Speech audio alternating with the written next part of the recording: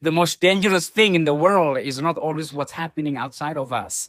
Sometimes it's what's happening inside of us, because the mind can either become a powerful tool for growth or a prison of repeated negativity. You see, whether we conscious it or not, many of us replay conversations, overthink mistakes, mentally rehearse worst case scenarios, question ourselves repeatedly.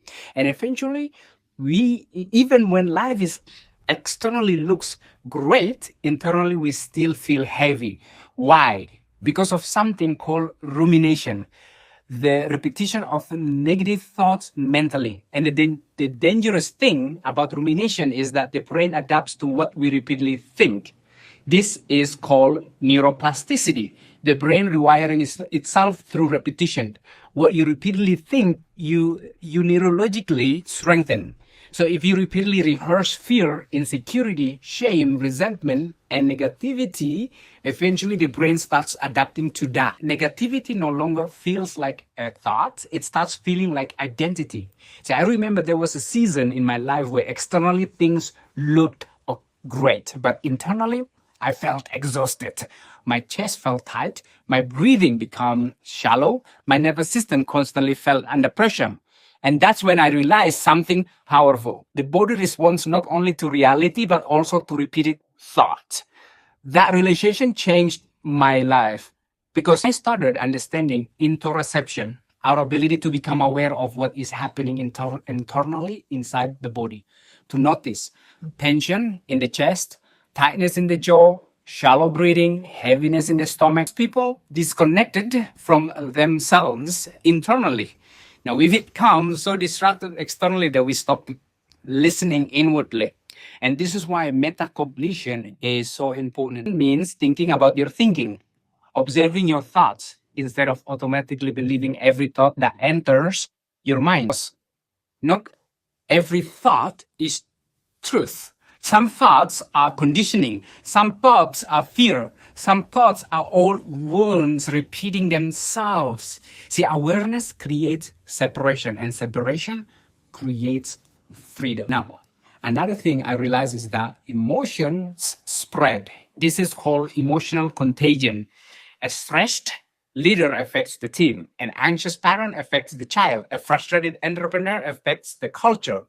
People don't just hear your words, they feel your nervous system. And this is why attunement matters.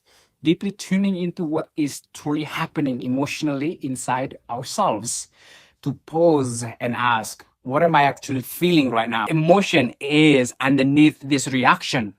Why does my body feel tense? And one of the most powerful things we can develop is cognitive reframing, changing how we interrupt events. Instead of this challenge is destroying me, we can reframe this challenge is developing me. Because when meaning changes, emotion changes. And this matters because the body is constantly adapting to change. And this is called allostasis. Your nervous systems adapt to repeated environments and repeated thoughts.